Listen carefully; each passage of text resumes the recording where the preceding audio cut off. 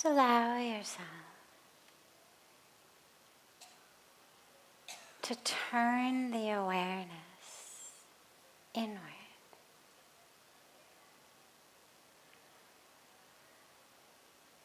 Usually our awareness is hooked into all of that changing in the world around us. Objects, colors and shapes. Constant movement, constant change. Just allow yourself to unhook your awareness from there and draw the awareness inward.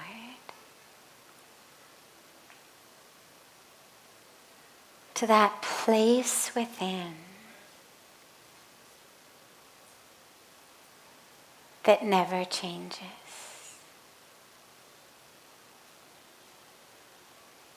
To that shining light within of the very truth of who you are.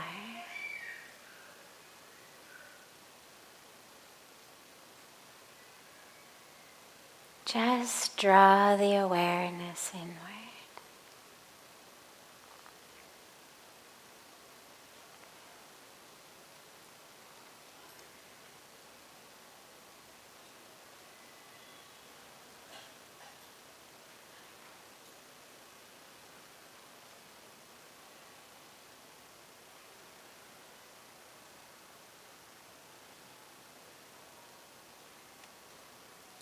Today, on this sacred Ashtami day,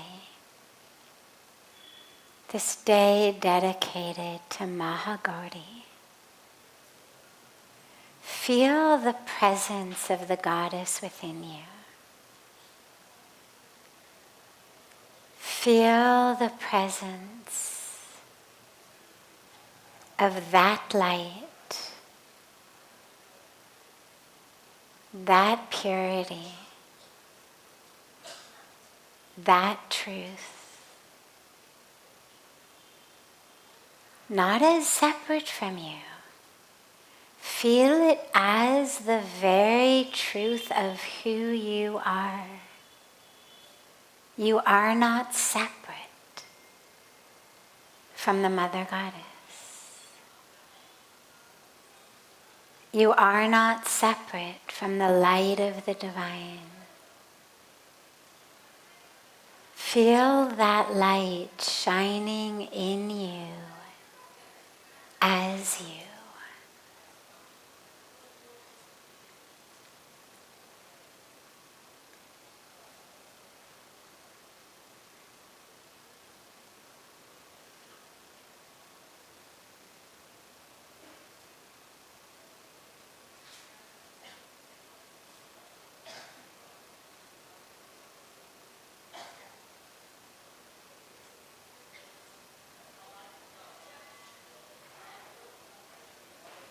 If the mind wanders, don't yell at it, don't worry.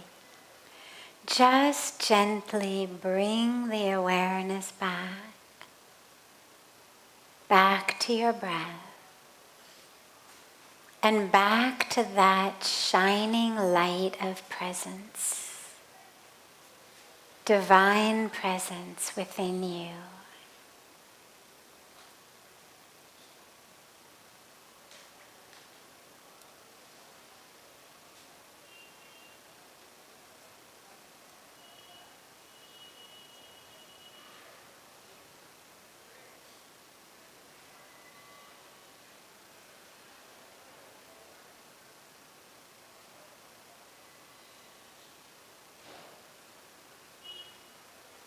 Feel those waters of Mother Ganga flowing not only beside us, but feel them flowing through you. As you inhale, feel that presence of Ma Ganga those waters of purification, of liberation. Feel them flowing into and through you.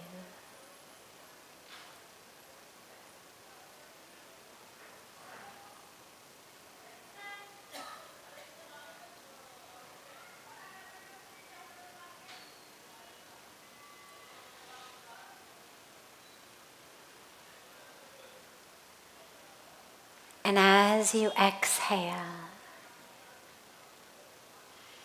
feel yourself letting go into those waters of Mother Ganga, that flow of purity, that flow of freedom, that flow of liberation, flowing through you.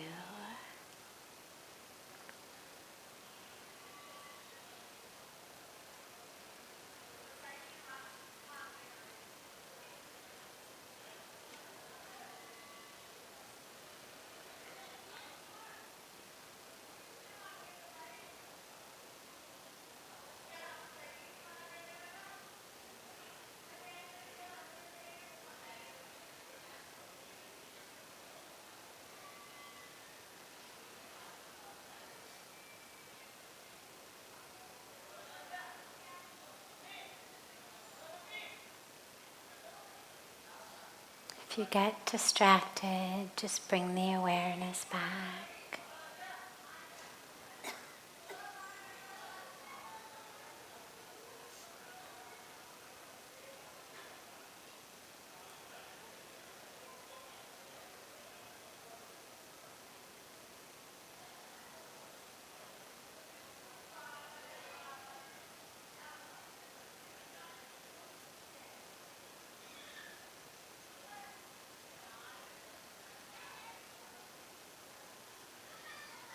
Slowly and gently, bring the palms of your hands together at chest level in Namaste. And gently rub the palms of your hands against each other.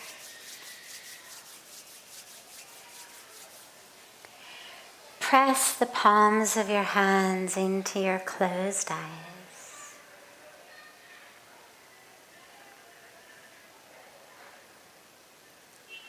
Slowly lower the hands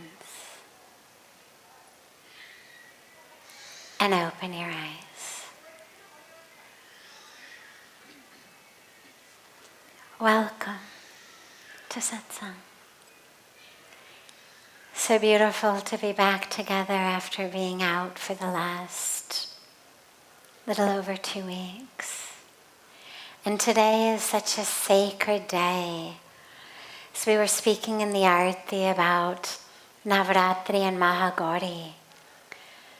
I won't go too much more into that so we can get to the questions, but it's worth mentioning also that this aspect of the Mother Goddess is the aspect who does battle. Each aspect of the Divine Mother battles a different asura, a different demon. And the demons are all part of our own ego. Not just in the stories, but in reality as well, because there's no demon outside who ruins our lives. It's never about the outer world. It's always about my thoughts, my perception, my reaction, my vision in the inner world. It doesn't mean that there are not people outside who are mean, rude, selfish, obnoxious, liars, cheaters. Of course there are.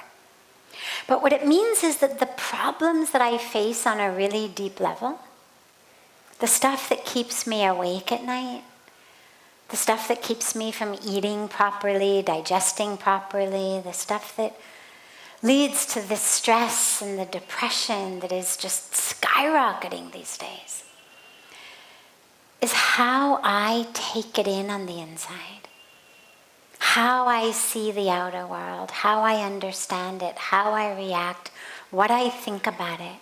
It's my mind. That's why it said so beautifully, Man eva manushyanam karinam bandha mokshayo. The mind is the key.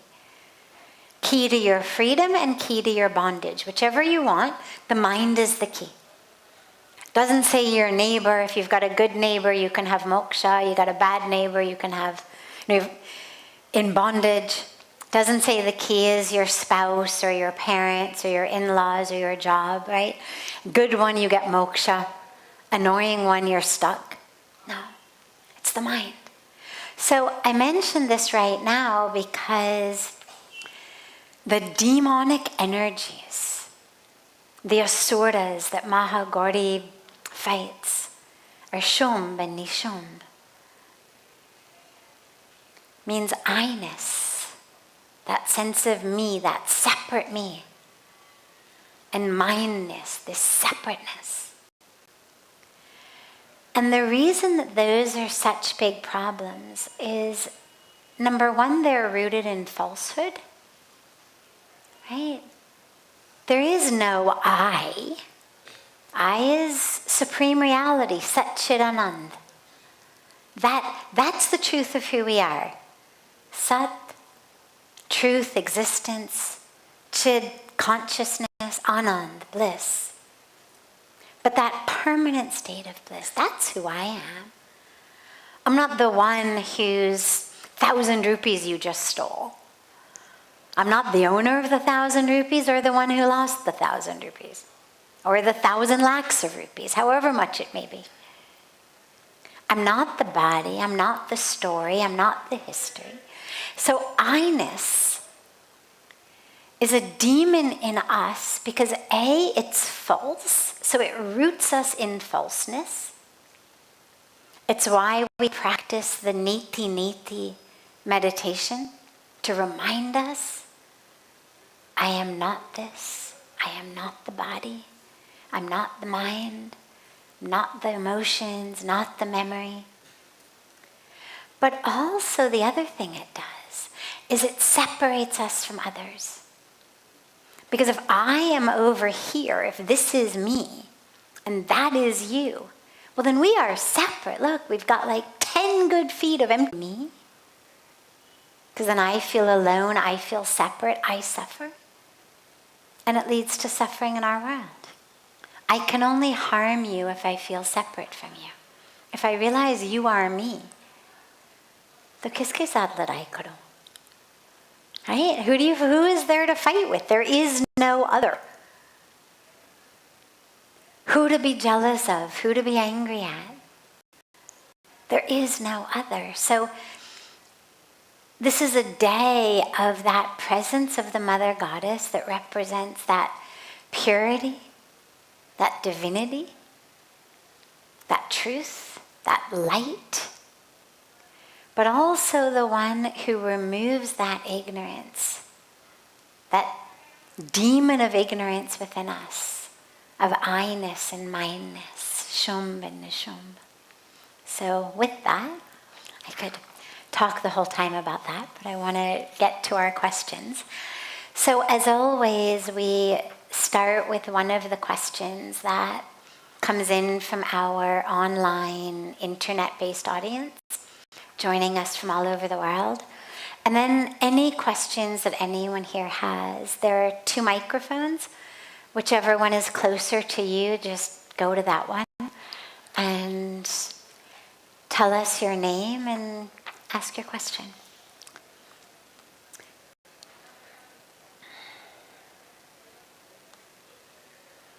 How can I navigate feelings of regret and frustration and break free from feeling like I am trapped in a relentless cycle, seemingly making no progress toward what truly fulfills me? That's shared by Rosanna from Australia, who's asked this on our website. So navigating feelings of anger, regret, frustration, and break free from feeling trapped. So interestingly, anger is what traps us. So if I'm angry about feeling trapped, I'm literally making myself more trapped. The biggest trap in our life is anger and grudges, whether it's at others or ourselves. Either way, that is what keeps us stuck. And that's why I always share that forgiveness, if you've been coming to satsang for a while or watching online, you know that forgiveness is one of my favorite topics. And I always say we forgive not because what someone did was okay, but because we deserve to be free. And the anger keeps us from being free. Anger keeps us stuck. I am literally tethering myself, tying myself to a moment in the past when someone harmed me, cheated me, betrayed me, was mean to me. I've tied myself to the past. And I've tied myself to that exact moment and to that person. So we say, I never want to think about them again. I never want to see them again. And then every minute, every moment, I'm literally tying myself to them. If I can't forgive and let go, I've just created a karmic bond between me and that person. They will get their karmic dues. That's the law of karma. If they planted seeds, the wrongdoing, they will get that karma. But if I hold on to the anger, then I've tied myself to it as well. I've literally said, okay, I was the victim of what you did. But now I'm the one who's going to carry what you did. Life. Life has no rewind button. It has no do-over button. There's no Control Z that undoes what you just did in the last moment. Right? Computers are great. You make a mistake, Control Z, it's undone. No such luck in life. But this moment is what determines the rest of your life. And if this moment you are stuck in the past, you can be very sure that you're going to be stuck in the future as well. So if you've got regrets today on this saving, right living, give birth to that in you. Okay, regrets from the past, fine, done. New from today. From today, how can I live making the best use of every minute, every moment? And we begin by breaking that ignorance of me and mineness, because it's that I that kills us. The I is the one that says, I am angry. I am upset. I am depressed. The moment you let go of the darkness, it can be there. Other questions? Yes. There's a microphone right behind you. If you just come and then everybody will be able to hear your question. Up, Ayega. Yeah, baby.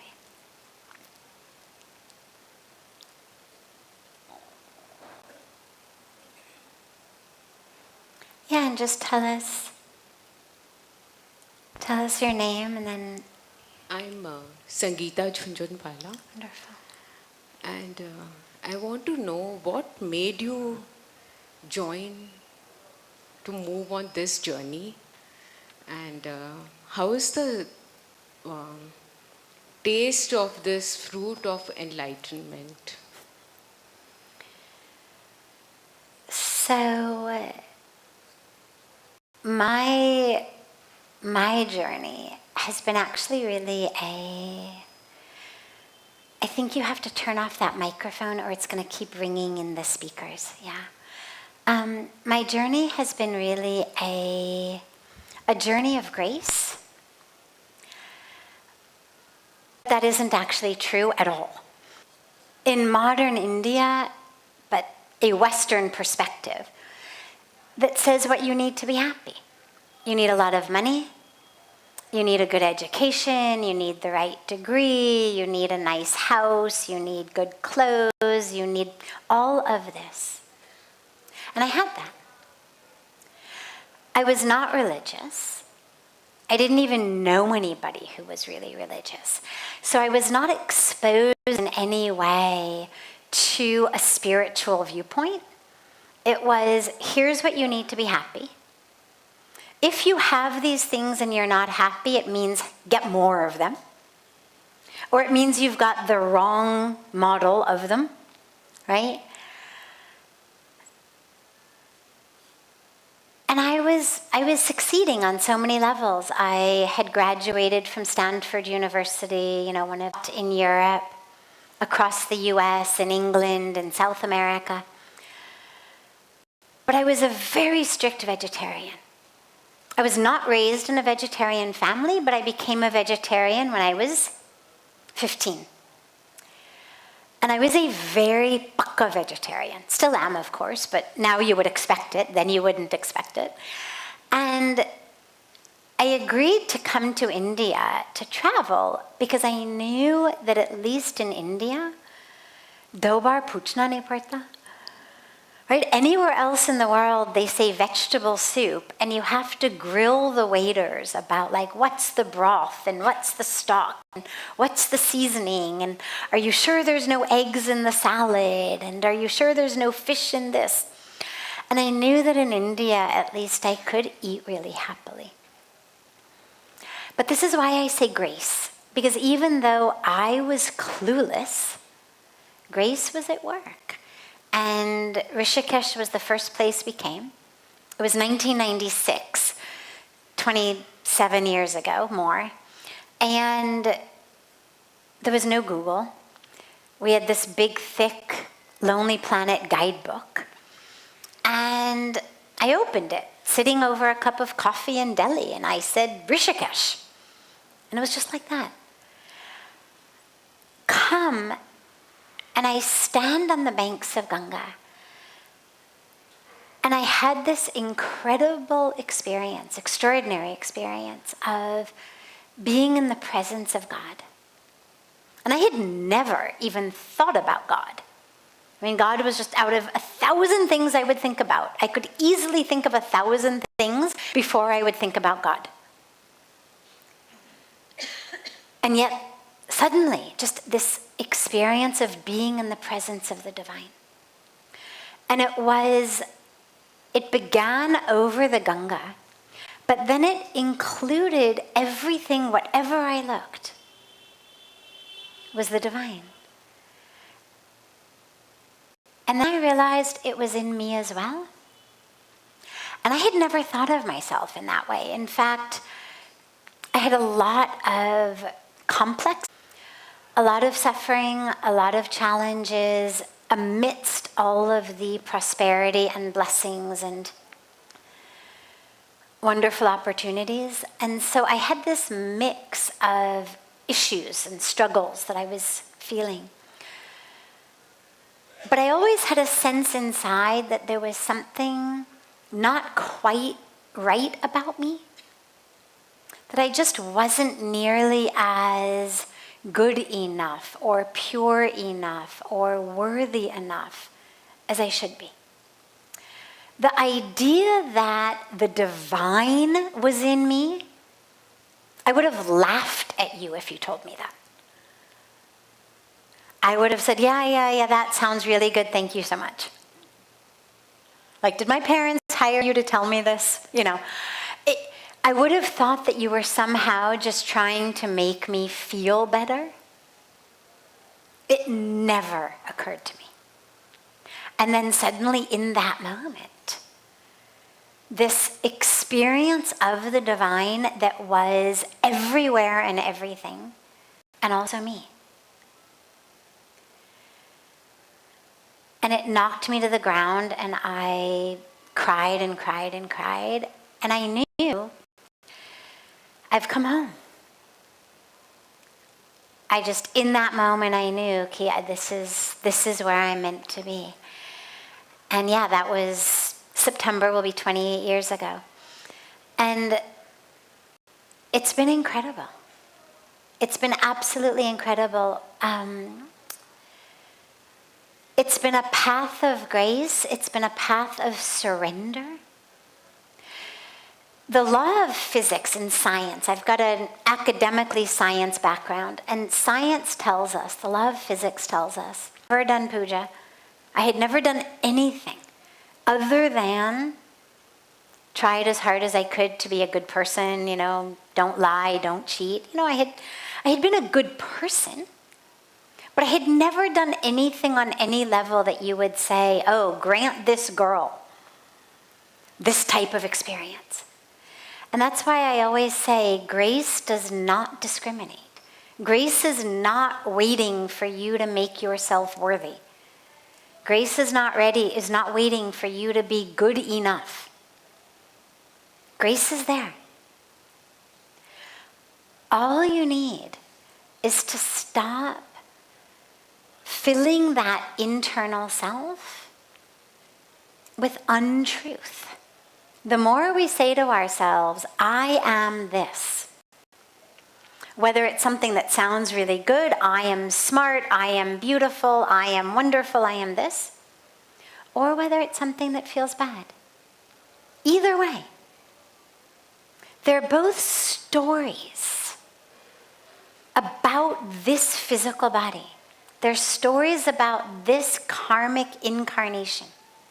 What you've done, where you've been, your skills, your talents. Meaning, they're untruth. And all they do is they take up space. We have to keep telling ourselves stories.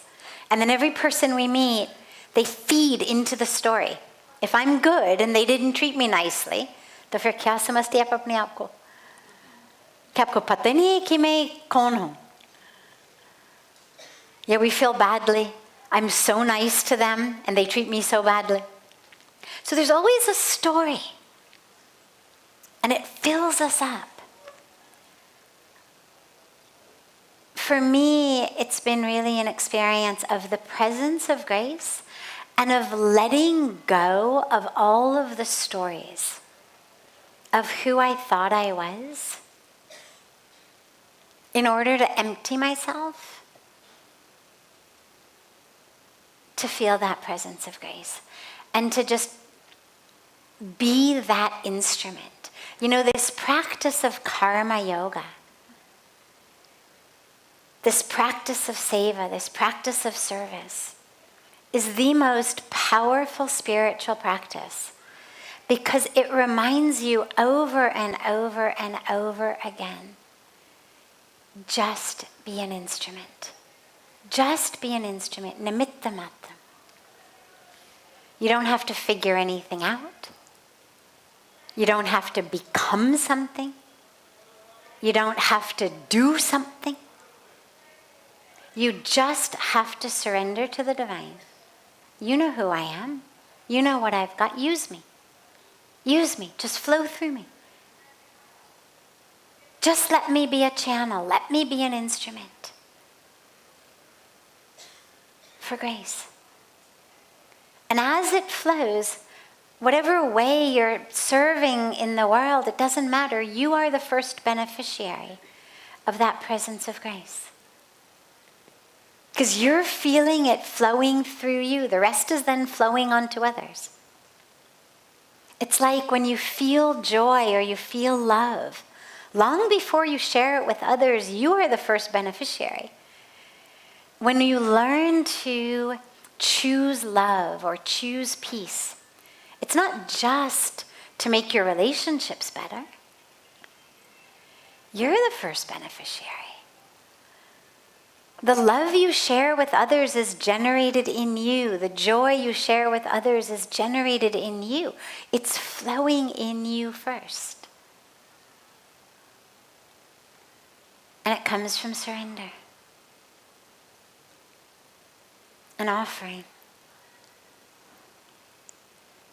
and love. Yeah. I'll give you a book also. After satsang, there's a table that has some books, and one of the books is my recently published memoir called Hollywood to the Himalayas. So you can get one. Yeah. Other questions? Yes.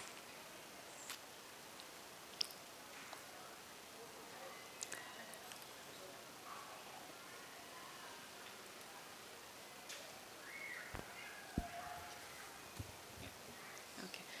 So I'm Pooja, and my question is related to what you have talked about just now, Sadhviji. You have talked about anger, and you have talked about forgiveness, that how important it is for us to, overcome it in our life, to evolve spiritually, So I have been working on these two things. And, one thing which happens is that I reflect upon, like when I meditate, I reflect upon how I could have, been in a particular situation, how I'm feeling that I-ness is coming. Sometimes Yes. it's coming that, oh, I am the one who's making the adjustment. Yes. I forgive. I have done that and this. Yes. So that I-ness in the spiritual sphere also gets in. One thing which I am juggling is that, we make those efforts because we feel it's good for our soul, that, we are forgiving, we are working on this. And if, like you said, that if it's a deep sanskar, and if we don't let go in this life, it goes in the next Yes. life. It certainly does. So amount of, willpower we show to, eradicate it from our system is good for us.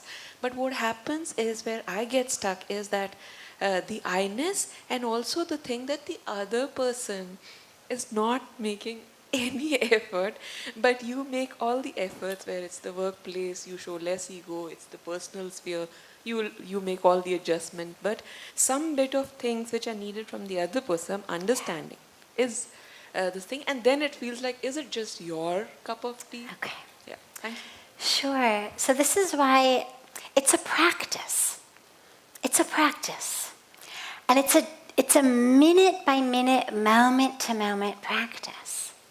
It's not a one-time thing you're done. The word sadhana means spiritual practice. Every minute, every moment is about being anchored and grounded. So, yeah, I-ness, mindness, it comes in. It comes in spiritually even. I am the most humble. I am the best meditator. Right? If it were not so subtle, it would not be such a challenge. And this is where that practice of neti comes in, is you notice it. And you say, not this. I am not this. Don't yell at it. Don't criticize it. Just notice it. It's not self.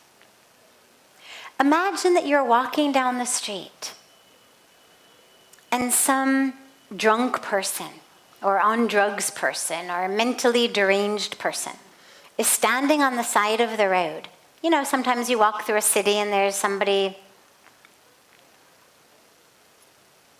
seeming crazy on the road, and they're yelling all kinds of things, insults at you. Now, you don't take it personally. You understand that person is drunk, or they're under drugs, or they are mentally deranged. You don't say, oh my God, that person said I am this, therefore I... You don't spend the next several blocks or hours or days upset about what that person said about you. Because you understand it has nothing to do with you and only to do with them. When these aspects of the ego arise, see them in that way. It's the chattering. It's chattering. That's all it is. It's the nature of the mind. Now, each of our minds is slightly different. We have different prarabdha karma, we have different sanskaras, we have different vasanas, we have different experiences. So the makeup of our minds is different, but the ingredients are all the same. It's all the same stuff. Takes different forms, but it's all the same stuff. And you just notice it, look at it, and just picture it shouting,